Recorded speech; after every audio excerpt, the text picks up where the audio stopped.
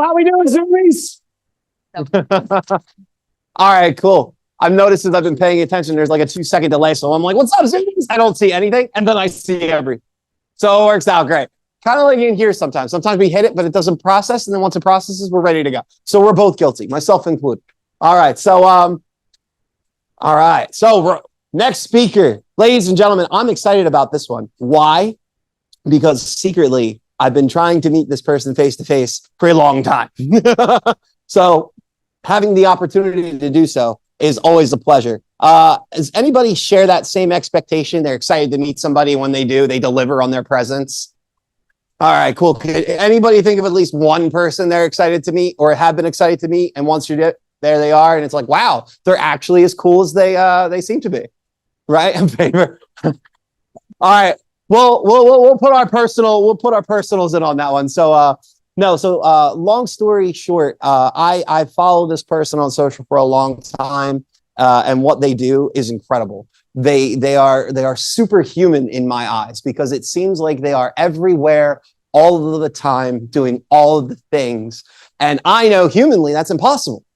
So for that to look and make it work, I know there's a lot of behind the scenes involved in that. And I think we all can agree in our own life when things are definitely on full cylinders and running like crazy or good, the behind the scenes work, it almost make it look easy, even though it's not easy. So that's the perception that I had when I first, started following this person. And this person actually connected with me and reached out to me on a couple of levels to invite me to a few things. And she didn't even know me. And we've developed a relationship simply for back and forth messaging and tagging. So when I had the opportunity to meet this person earlier today, I was massively excited. This person is an award-winning global legacy builder, teaching the trifecta of media, marketing, and branding. She's also a retired business professor, surprise, right? But one of the greatest titles that she loves to call herself is mom. So, ladies and gentlemen, let's do everybody this huge service. And Zoomies, join me, please, in making a massively warm welcome to one Lori McNeil.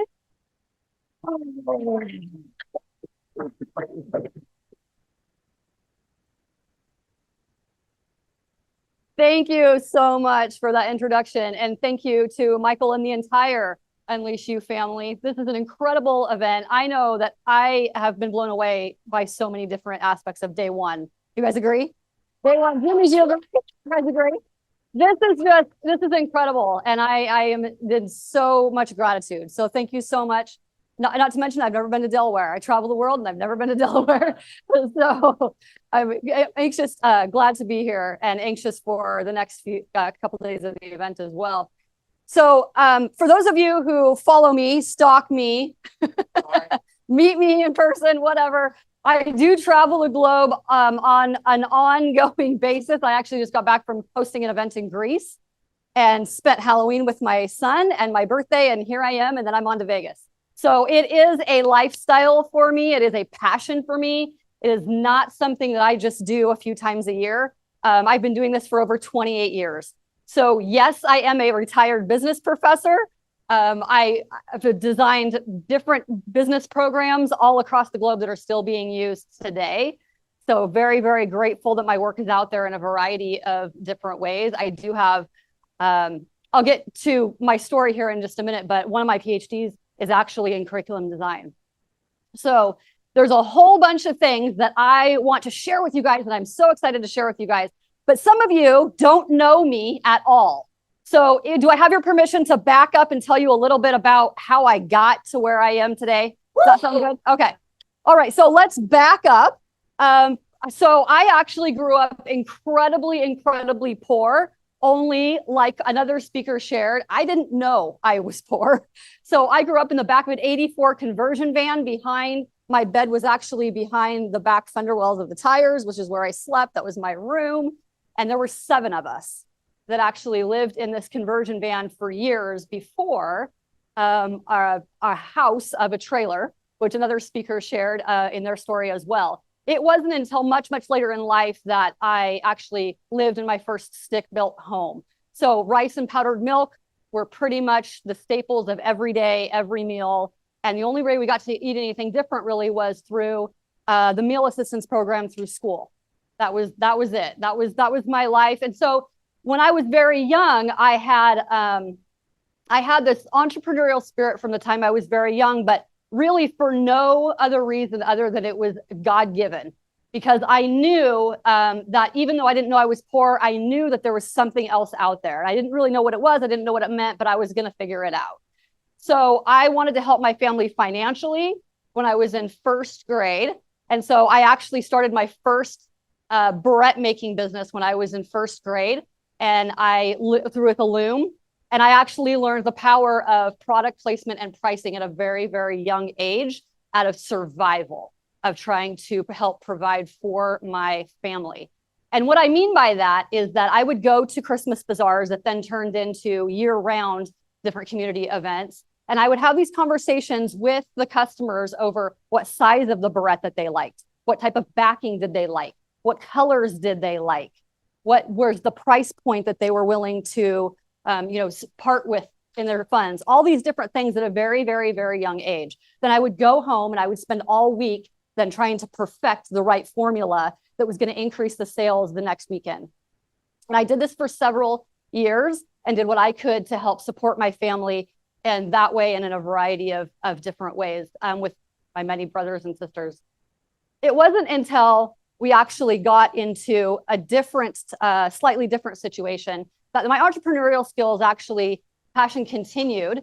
And I didn't know if I didn't know at the time if it was a fluke, but again, wanting to help my family, I convinced my mom to co-sign a loan for $3,500. I gave my first bank presentation when I was 11 years old. I walked into a bank of a room full of male bankers, if I'm being honest, and I didn't know if I caught them on a good day or if they just wanted to support young entrepreneurship. But I got my first approved loan for $3,500 when I was 11 years old.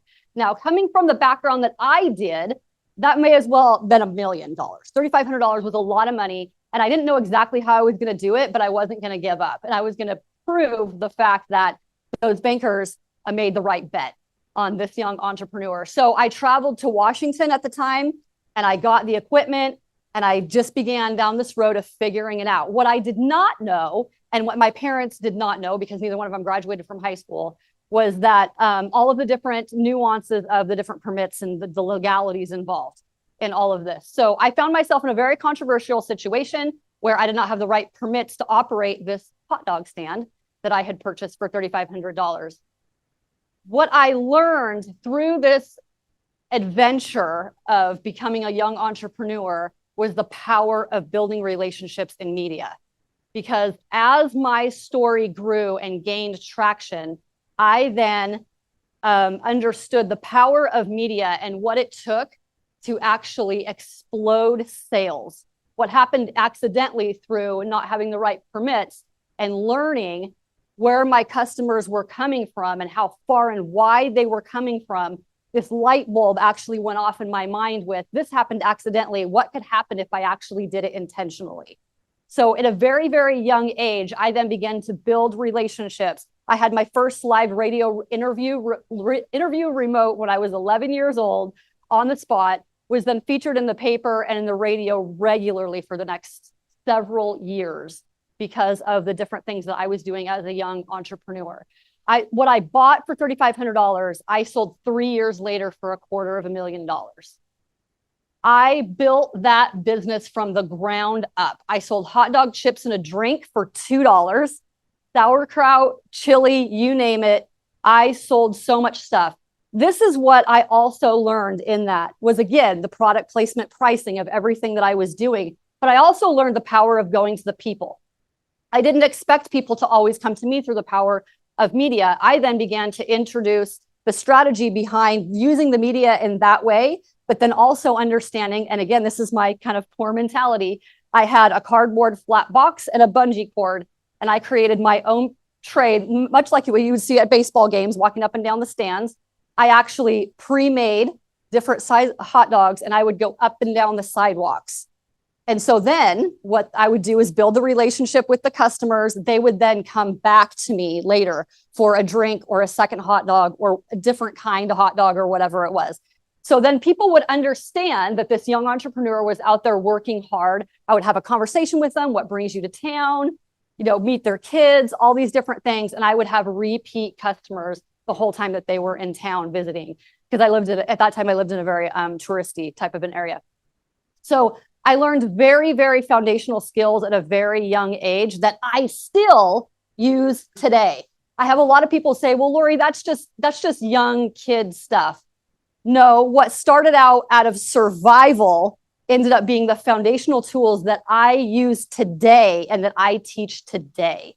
You can't always expect people to come to you. That's why the power of showing up is such an important aspect of building your business. You've got to be in the rooms. You've got to go to the people. You've got to take action in your own endeavors in order to actually move that needle, not just showing up once in a while or on a phone or always behind a screen. You've got to understand that what it takes to do both micro and macro. You've got to understand all of the different aspects of who you are and running your business in order to fully understand the impact that you're leaving on the table if you don't. So when you back that up and you start with the foundation of everything that you're doing, you're actually going to catapult yourself. You're going to catapult your business. You're going to catapult your sales, because guess what? Most people aren't doing it. So when most people are sweeping things under the rug and most people actually aren't taking the time, they're adopting more of the fake it till you make it kind of a lifestyle, or hoping that nobody's going to find out, then you're actually building a solid foundation for solid impact when you actually build that foundation that nobody else is building. So after I sold my first business, I then got called in several years later, got called into the guidance counselor's office. All my friends were applying for college. I didn't know what I was going to do. My guidance counselor actually asked me that question, and they said, so what's your plans? And I said, I'm not really sure. And she said, well, Lori, I think we need to have a serious conversation because I don't think you're fit for college. And I remember at that time thinking, I don't know if I am or if I'm not, but I don't really want anyone else to tell me whether I am or whether I'm not. And there is a little bit of stubbornness in me whenever I get challenged like this. So I went home that night and really confused about what to do with this information, what to do with this, because I admired this person. This person had been my mentor. This person I loved, I trusted, but I thought, I don't know that I agree with what they're saying, but do I have an overinflated idea of myself? Am I the one that's wrong about how I'm viewing myself and my capabilities or what I want to do, or am I just being stubborn? So I decided after that night that even if I was wrong, I was going to go ahead and try it, rather than going my whole life wondering whether or not I even liked college, what it was about, whether I even wanted to do it or not. So I actually applied to one school and got in on academic probation. And through a whole series of different things that happened, I ended up loving it, working my tail off, the first one in my family to go to college on both sides. And I began to understand what it was like to change my family's tree. It wasn't just about working hard and earning enough money. It was about me trailblazing in order to really be that example of leadership to my family and what was possible for them when they take the actions that go beyond just earning the dollar.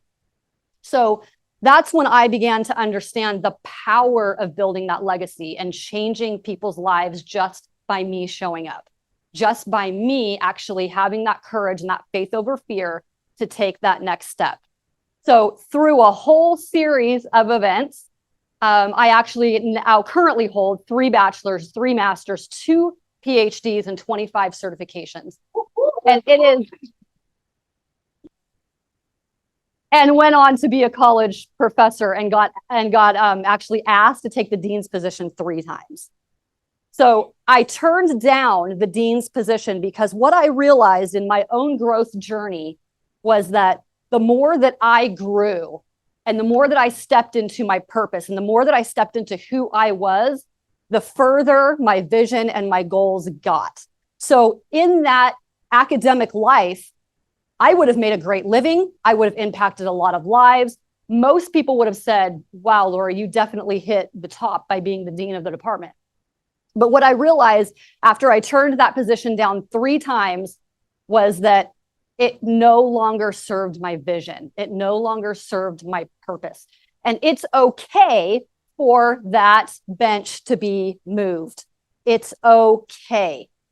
So it's important as you go along your journey that you realize that you need to keep moving that needle. You should never get to the point where you've arrived. You hit a goal, you make another goal. You hit a goal, you made another goal.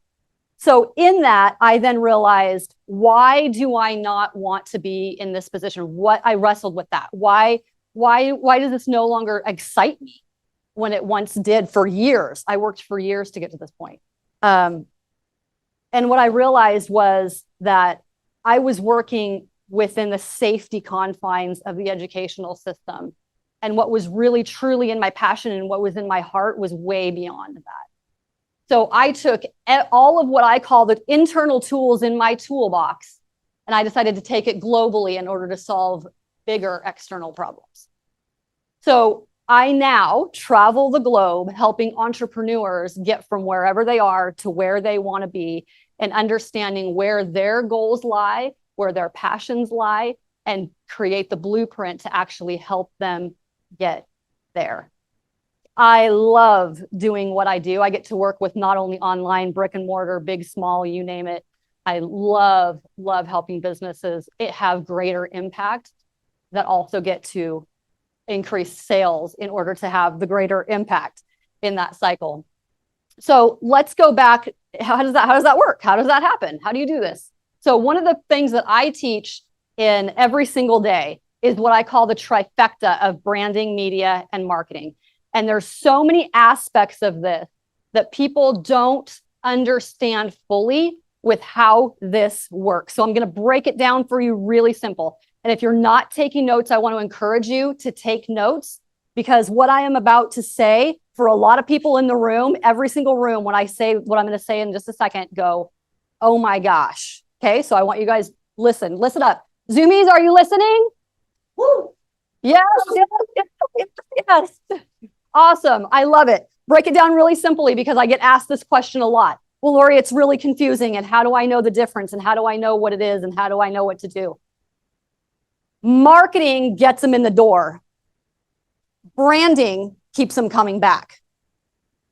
Big difference. So when you understand how to get them in the door, create the raving fans, right? So that they like, know, and trust you. They keep coming back. You then add the secret sauce of media to create that overall omnipresence of what it is that you're trying to create. So I have people say, Lori, you are everywhere. Every time I pop on social media, you're there. Well, part of that is true. Yes, I do travel around and I'm everywhere. But the other part of it is that I have mastered social media and branding and marketing. And so when you understand how that works, you don't necessarily have to sit on social media all day long. You have to have a very targeted, specific strategy that works for you, that's working in your favor, instead of you being on this rat wheel trying to figure it out. So your marketing messages need to be 3 main points. 3 main points. In order to get to people to where they like, know, and trust you, you've got to narrow it down really simply. How do you get them there? Stay focused and consistent on 3 main messaging points. Who you are, who you serve, the problem that you solve. And let me tell you, it's actually scary how many people cannot answer those questions. Who you are, who you serve, the problem that you solve. When you are crystal clear on those 3 things, your messaging becomes easy. It becomes easy. For some of you who are not converting, for some of you who are not increasing your sales, it's usually because you have a messaging problem or you have a branding and marketing problem. In most cases, it's one of those things. Now, they go hand in hand, but of course they are separate. You've got to do the deeper dive to figure out exactly what the problem is and be truly honest with yourself and not continue sweeping stuff under the rug. You've got to say, you know what? I need help with my messaging. I kind of have an idea, but I'm not quite there. How do I get there? Who you are, who you serve, the problem that you solve. what is your messaging point? When you go on media, I don't care if you have 3 minutes, if you have 5 minutes, if you have 20-minute podcast, it doesn't matter. The question doesn't matter. And that's what you guys need to understand. What if I can ask a question I don't know? The question actually doesn't matter. They can ask you what the weather's like on Mount Kilimanjaro. But when you are there with your focused 3 main messaging points, and you are there to do a focused job, the question does not matter. You are so crystal clear in your messaging that you know how to answer every single question to be about the point that you are there to make. Does that make sense? Yes. Yep. It does not matter. Don't let the questions rattle you at any point. It doesn't matter whether you have 3 minutes or whether you have 5 minutes. And by the way, if you're used to speaking on stages, that does not mean that you're ready for a 3 to 5 minute television media. It's a completely different platform. A lot of speakers make this mistake. You've got to practice that. You've got to understand what that means to speak in sound bites, to be so laser dialed in on your messaging points that you're just on it. That's why some of this stuff has to be the foundation for your overall business strategy. This is not if you come from the corporate world, this isn't just the 3-ring binder that you set on the back of your shelf that you pull down and that you reevaluate once a year and you do your due diligence and you check that off the list, right? These are foundational tools that need to be living, breathing documents of who you are, how you operate, how you serve, how you build business on an everyday basis. There is not the media plan, the marketing plan, the branding plan, and the business plan. They need to actually be integrated to where they are all one plan. And that's the mistake that I see a lot of people making is they think if I have extra time, extra money, I'm going to basically throw spaghetti at the wall with some of this stuff. I'm going to maybe focus on social media for a little while because I'm gearing up for a campaign, or I'm maybe going to throw a little bit of money at ads, or I'm going to do that. That's not a strategy. That's absolutely not a strategy. And I'm here to tell you that if you don't know where you're going, you can't be too upset about where you end up. I'm going to say that again. If you don't know where you're going, you cannot be upset about where you end up. You have to be absolutely in control of every decision that you make and take accountability and take that responsibility for every single decision that you make every single day. Now, what if you have a team? What if you hire people out? Absolutely fine. I am a absolute proponent of you still understanding the process so that you know how to ask the right questions, so that you know how to guide the decisions, so that you understand A, if you're being ripped off or not, and B, whether or not that person is actually the person that's going to be the person that's actually going to get you to where you want to go. And how you can either mentor them, train them, put them in a different position, make those types of decisions. It breaks my heart when people come to me and say, Lori, I've spent thousands of dollars on social media managers, on coaches, on you name it. And it's because they didn't know enough of the basics to even ask the right questions to hire the right people. It's fine if it's not your passion. I am all about doing the thing that only you can do and hiring out all the other pieces. I am absolutely fine with that. You need to do the things that only you could, that you can do. You still have to know how to do the thing. You still have to know what it takes to actually move that needle and actually be the CEO, be the leader that your company and that your mission needs you to be. Very, very important. And there's a lot of people out there that are spending way too much time and way too much money trying to build their team with the wrong people and doing the wrong things. And there's a lot, very, very simple things that you can do. You show up and you learn the basics. You learn the platforms that you need to be on. Do you need to be on all platforms? No, you don't. You all have a demographic of who your client avatar is. There are specific platforms that they are hanging out on, that they are spending their time on, that they're spending their energy on. They're not on all platforms. You don't need to be on all platforms, but you do need to know where they are. And they are specific days and specific times that work with the algorithm that you need to learn, that you need to understand in order to better reach your avatar, in order to understand that. There are tips and tricks to all of them. And I'm going to give you a couple right now, whether these are your main platforms or not. I'm going to tell you some of very, very specific things that will work in your favor. I'm going to start with LinkedIn. So whether LinkedIn is your primary or not, I will tell you that with LinkedIn specifically, you want to do LinkedIn inserted newsletters. Very, very different than just I've got a newsletter off-site and I link it and I post it. That's not what I'm talking about. I'm talking about using the inside the LinkedIn actual platform itself. Newsletters, you will get hundreds of people like that. You'll be shocked. So newsletters for LinkedIn, and then also the articles for LinkedIn will actually help you in overall media endeavors. And it will also increase your ranking on Google. Both of those things will increase your ranking on Google. So when you're trying to increase your Google search with media and increase your Google ranking pages, all those different things, those two things for LinkedIn, whether it's your primary or not, will absolutely work in your favor, even if you don't do anything else with LinkedIn but those two things. Okay, so that's the first thing. Second thing is with Facebook, obviously, a lot of us know that when you go live on video, the algorithm is more favorable than if you upload videos from there. The other thing I will tell you is that you never want to add links or tags until after the post has been live for at least 30 minutes and has some engagement. And then you go back and you add the links and you add the tags. A lot of people, because the algorithm doesn't work the same way. It will work more with your reach if you wait 30 minutes, get the engagement and add it back in. And then you add the link in, not in the main post. You actually, a lot of times will add it in the comments. And I think a lot of you in the room probably know that. So I can tell you that if you want to get more media, you want to focus not as much on Twitter. 5 years ago, it used to be Twitter. You want to focus a little bit more on Instagram and on TikTok. And you want to work up to what's called, there's 5 different levels in media.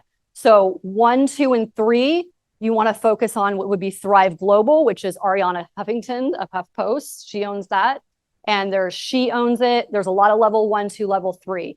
So there's so much fraud happening in the field of media that usually once a year, if not twice a year, Forbes, Inc., Entrepreneur, those magazines, they will flush their editorial teams and they'll post a new list of requirements that try to get stricter and stricter and stricter and stricter. So when you work on level 1, level 2, and level 3 with some of these that I'm talking about, with these kind of to build your portfolio, they now have a requirement to where you have to diversify that and you have to show that you have published works in levels 1, 2, and 3 in order to even qualify for levels 4 and 5.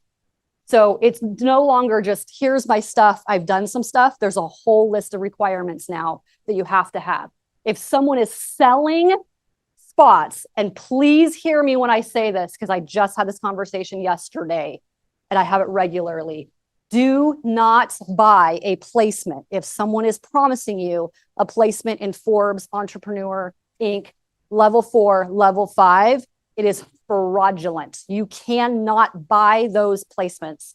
Here's what happens. Forbes Entrepreneur Inc. finds out, which is why they do regular flushes, why this is such a problem. They will erase every single article that editor has done ever. Your link will be forever gone. You will no longer have the proof that was promised to you. So do not buy into that. There's a lot of stuff that's going on. It's actually illegal for people to do that. And there's unfortunately a lot of people that are getting away with it. So you have to be very, very cognizant of how the basics of some of this stuff works so that you can protect yourself, you can protect your messaging, you can protect your branding, and you can make smarter decisions. It's much more in your favor if you write, or if you even have a ghostwriter that understands your messaging, that builds your portfolio in the level 1, 2, and 3 so that you qualify for the 4 and 5. Much, much better way to go. Well, a lot of the stuff I'm talking about sounds simple. Knowledge is power. Taking action on that is next level. I want you guys to understand how some of this stuff works so that you don't make the same mistakes that I see a lot of people out there making. So when you understand how branding, media, and marketing works, and you understand how you put these pieces together to build your authority, to literally build your brand, build your business, and have greater impact, I want you to think of it a little bit like the tortoise and the hare. We all know how that ends up, right? It's the consistent persistency that will win every time.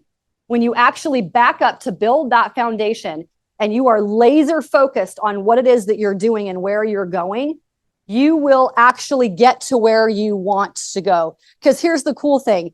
Each one of us is built to be exactly who we are. It doesn't matter what your past is. It doesn't matter the internal tools that are in your box. It doesn't matter how many health coaches there are, how many business coaches there are. It doesn't matter, because you are uniquely qualified to do exactly what it is that you are doing, what you were created to do. So when you understand the internal tools that are in your toolbox, you then begin to understand how there is no such thing as competition. There really, truly is no such thing as competition. It's okay it's okay if everyone in this room were a health coach. It doesn't matter, because you are going to reach the people that you were meant to reach, period. That's it. It doesn't matter. And if it really, truly is about greater impact and greater purpose and helping people, then you should feel confident in making that referral to somebody that can better help somebody else, not come from fear and scarcity of, I've got to have this client, I've got to make this dollar. When you understand the greater impact of what it is that you do, the money actually doesn't matter, and the money will come. And that's what some of you need to keep in your mind, is that when you are laser focused on what you do, and you do that with vigor and you do that with consistent persistence, it's amazing how much faster and farther that you will actually go versus not understanding some of these foundational principles behind what you're doing. I want to talk a little bit about color psychology, because it's in everything. I was going to say a lot of what I do, but it's in everything that I do.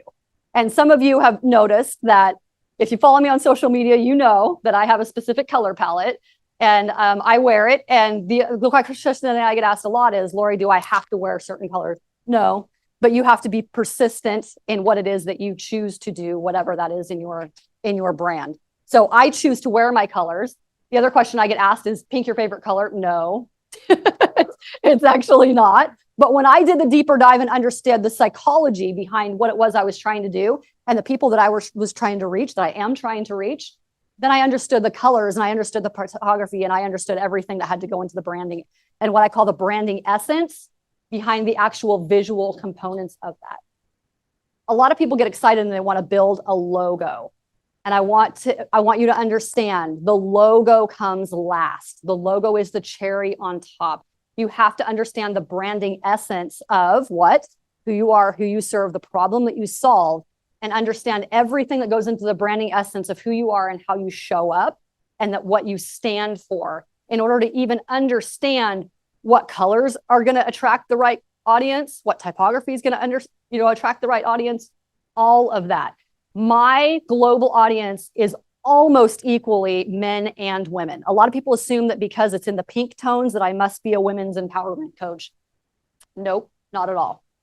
I work with both men and women almost equally. It's 49-51. So it's very, and that's very intentional.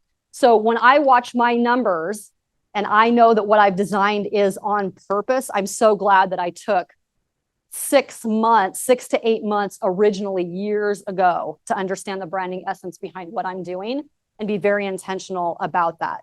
So I have a lot of people, they'll notice, they're like, Lori, your social media is just like, it's obvious. Like this is who you are and these are your colors and this is yes, you have to be very intentional with all of your posts, with all of your graphics, with absolutely everything that you are doing. That's why my primary are actually both fuchsia and magenta. Speaks to both the male and the female. I have both right angles, rounded corners, splits on the left side, everything about all of my graphics, all of my logo. And now you guys are going to be running to social media to check out some of my stuff. I want to encourage you to, because it's the visual that's important. I want you guys to understand that it all matters. So if you aren't reaching your ideal client, it's not about your favorite color. It's not about the fact that you like this really great photo of this cat. It doesn't, none of that matters because you're not reaching the people that you need to reach. The world is waiting for you to show up. It's waiting for you to show up. It's waiting for you to show up. It's waiting for you to show up. What are you showing them? What are you communicating to them? What are they learning about you? What do they know about you? How are they getting to like, know, and trust you? Write this down. A confused mind never buys. A confused mind never buys. They might like you. They might think you're pretty cool, but they're not going to buy from you because you're all over the place. If your messaging is all over the place, if your branding's all over the place, if who you are on LinkedIn is totally different from who you are on Facebook, all of those things absolutely matter. They matter. If you only post once a week, be consistent with that post once a week. If you do a podcast and you put it out Sundays at 6 o'clock, be consistent Sundays at 6 o'clock. Whatever it is, don't pay attention to anything else anybody's doing. Find your lane, stay focused, and be consistent in that. And the right people will find you. You are your brand. People are watching you all the time, whether you know it or not. You are uniquely qualified to serve the people that you were meant to serve. Never underestimate the power of the seeds that you are planting in the hearts, souls, and minds of every single person that comes in contact with you every single day, even in your sphere if you've never spoken to them. I love doing what I do. I'm deeply passionate about what I do. And I get the privilege of waking up every single morning, traveling the globe, helping entrepreneurs just like you get from wherever they are to where they need to be, and more importantly, where you were created to be. Thank you.